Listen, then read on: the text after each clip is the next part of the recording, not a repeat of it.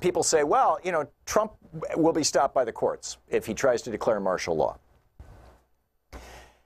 And so far, with his Muslim ban and with his brutal, imprisonment of children, he has been stopped by the courts, and he's allowed himself to be stopped by the courts.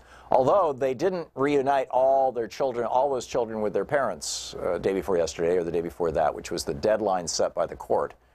So at a certain level, he's defying the court, but he appears to be trying to go along with the courts.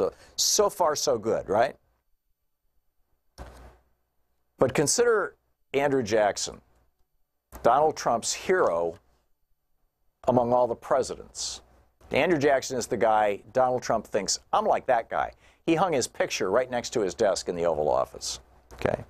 Andrew Jackson told the courts, including the Supreme Court, twice that he was going to ignore their orders. The first was in the case of the Second National Bank. Supreme Court said there's nothing unconstitutional about this bank. It should stay open.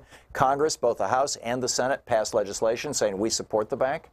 Andrew Jackson shut it down, which, by the way, that and his paying off the national debt led to the largest, deepest, and longest Great Depression in the history of the United States, number one.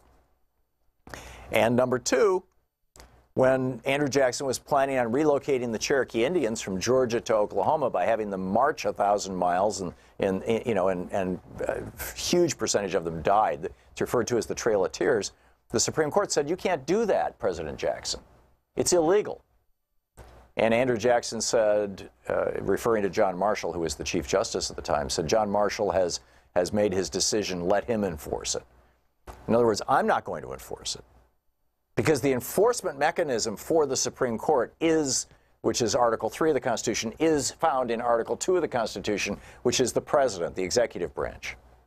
And if the president chooses not to execute the law as defined by the Supreme Court, it doesn't get executed. Congress doesn't have the power of police. Congress can't tell the FBI what to do. Congress can't tell the police departments what to do. Congress can't tell the Army what to do.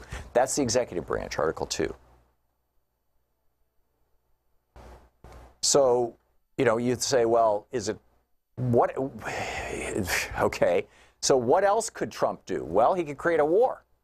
That's a great way. You know, again, if he and his sons get indicted, if he's looking at family members going to jail, if he's looking at losing his financial empire, he could start a war.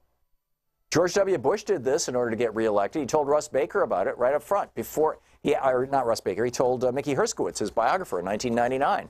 That if he got elected president, he was going to go to war with Iraq in order to get enough political capital to privatize Social Security. He said it right out loud. And then he did it.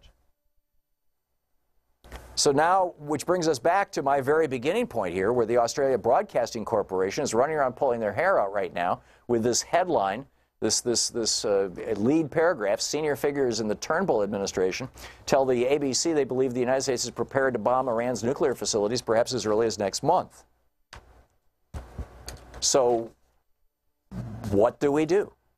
I mean, late in the 2016 presidential campaign and early on throughout Trump's presidency, we have failed to imagine how far he could go. And he's gone that far and beyond it over and over, and we have not been ready.